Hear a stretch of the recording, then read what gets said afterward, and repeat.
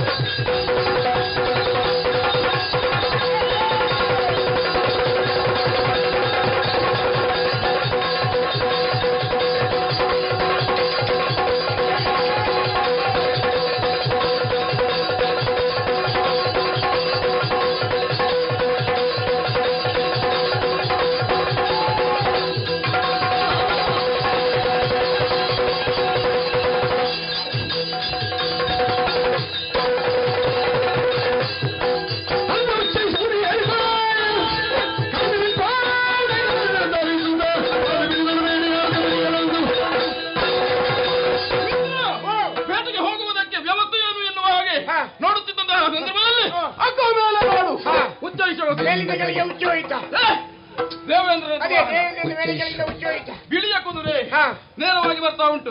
ಮಿತ್ರ, ಕುದುರೆಯನ್ನು ಏರಿ ನಾನು ಬೇಟೆಗೆ ಹೋಗ್ತೇನೆ. ಸರಿ, ನೀನೇ ಹಾಗೆ ನಾನು ಕುದುರೆಯ ಬಾಲ ಹಿಡ್ಕೊಳ್ತೇನೆ. ಮನೋವೇಗವಾಗಿ ಹೋದ್ರೆ ಕೌಚಿ ಬಿದ್ದು ಸುಡು ಪುಡಿ ಆಗ್ತದೆ. ಈಗ ಅದರಲ್ಲಿ ಏನು ಉಂಟು ಬೇಕಲ್ಲ?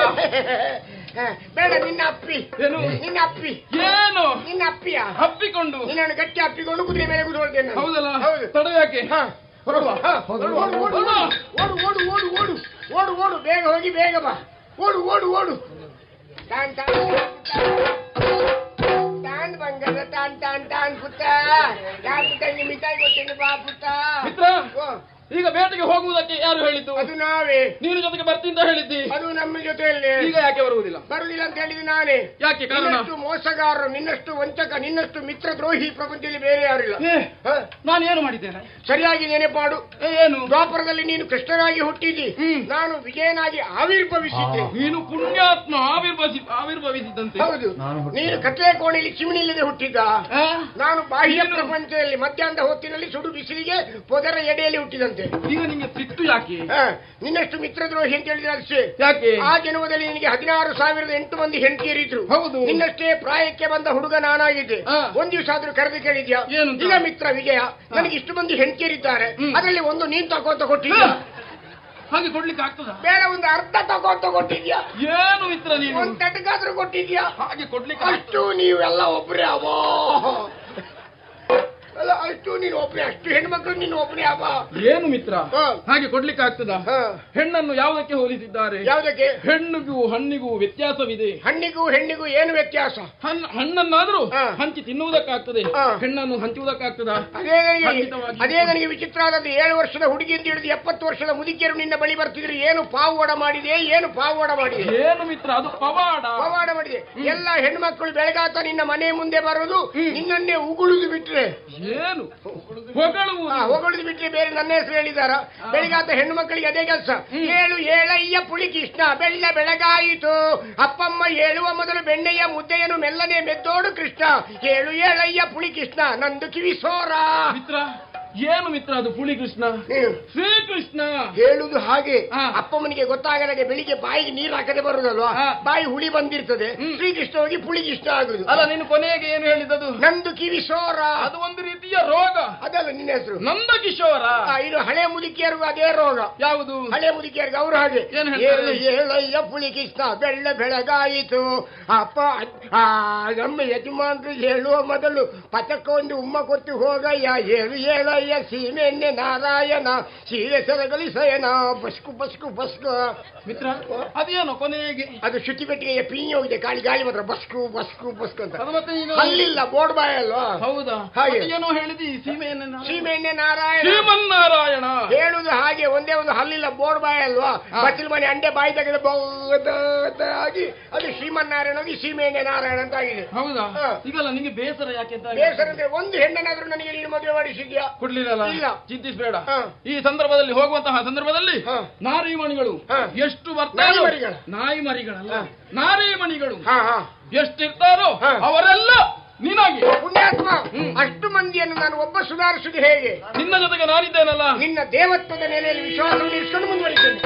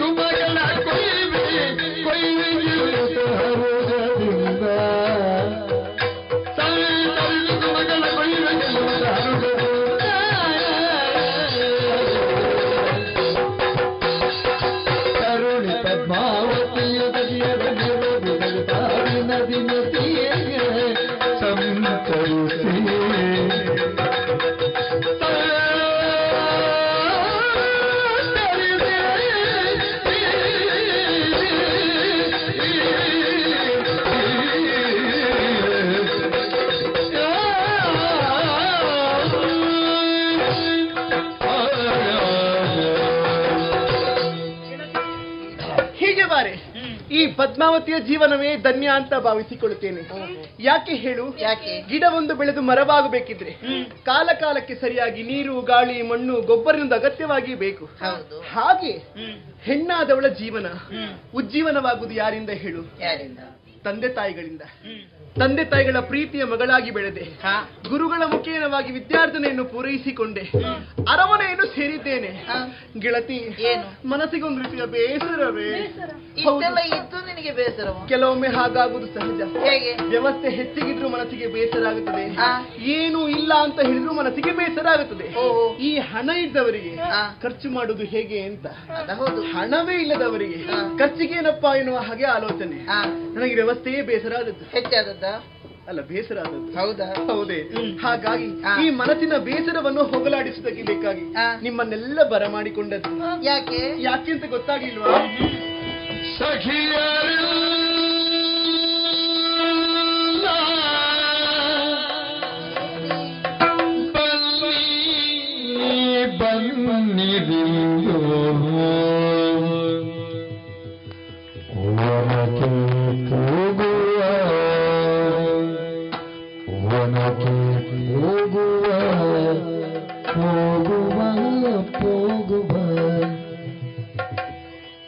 ಸಖಿಯರೆಲ್ಲ ಬಲ್ಲಿರಿಂದು ಮನಕ್ಕೆ ಹೋಗುವ ಸಖಿಯರೆಲ್ಲ ಬಲ್ಲಿರಿಂದು ಮನಕ್ಕೆ ಹೋಗುವ ಮನಕ್ಕೆ ಹೋಗುವ ಮನಕ್ಕೆ ಹೋಗುವ ಹೋಗುವ ಹೋಗುವ ಹೋಗುವ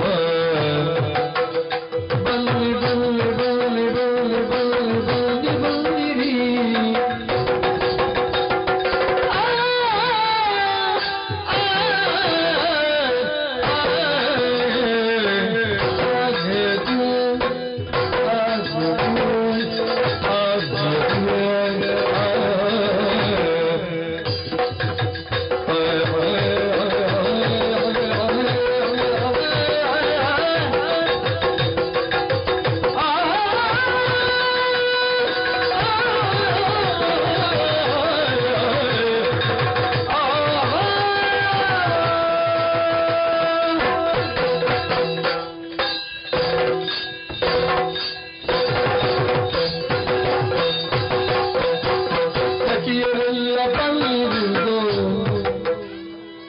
ಸಖಿಯರೆಲ್ಲ ಬಲ್ಲಿ ಬಲ್ಲಿ ಬಲ್ಲಿ ಬಲ್ಲಿ ಬಲ್ಲಿ ಬಲ್ಲಿ ಬಂದಿರುವುದು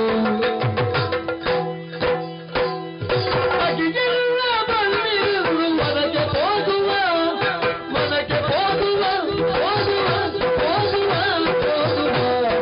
ಹೋಗುವ ಹೋಗುವ ಸಖಿಯರೆಲ್ಲ ಬಲ್ಲಿರುವುದು ಮನಕ್ಕೆ ಹೋಗುವ ಮನಕ್ಕೆ ಹೋಗುವ ನಾವು ಮನಕ್ಕೆ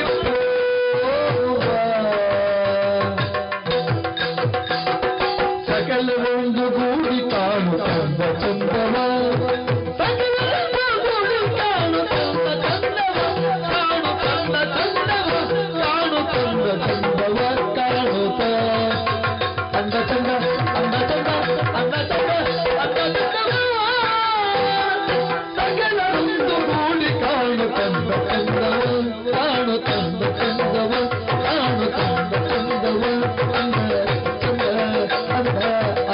ಚಂದವ ಅಂದ ಚಂದವ ನಾವು ಒನಕೆ ಹೋಗುವ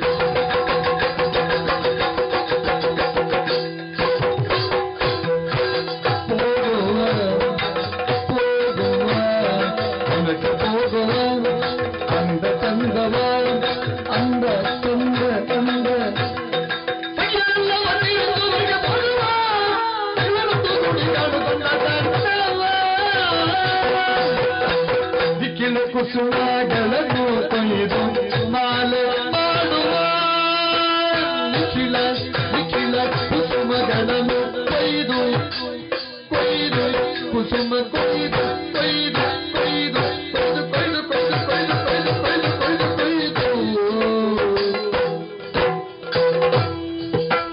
ಮಾಲೆ ಮಾಡು ಮಾಲೆ ಮಾಡು ಮಾಲೆ ಮಾಲೆ ಮಾಡುವ ಸಿಗಿಲ ಕುಸುಮಗಳನ್ನು ಕೊಯ್ದು ಕೊಯ್ದು ಕೊಯ್ದು ಕೊಯ್ದು ಕೊಯ್ದು ಕೊಯ್ದು ಕೊಯ್ದು ಕೊಯ್ದು ಮಾಲೆ ಮಾಡುವ ಮಾಲೆ ಮಾಡುವ ಕುಸುಮದ ಮಾಲೆ ಮಾಡುವ ಕುಸುಮದ ಮಾಲೆ ಮಾಡುವ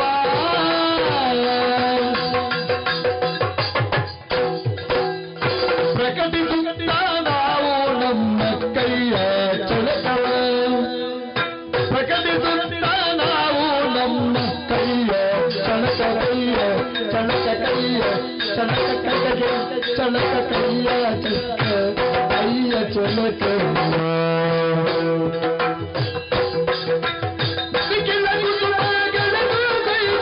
ಮಾಲೆ ಮಾಡುವ ಪ್ರಕಟಿಸುತ್ತ ನಾವು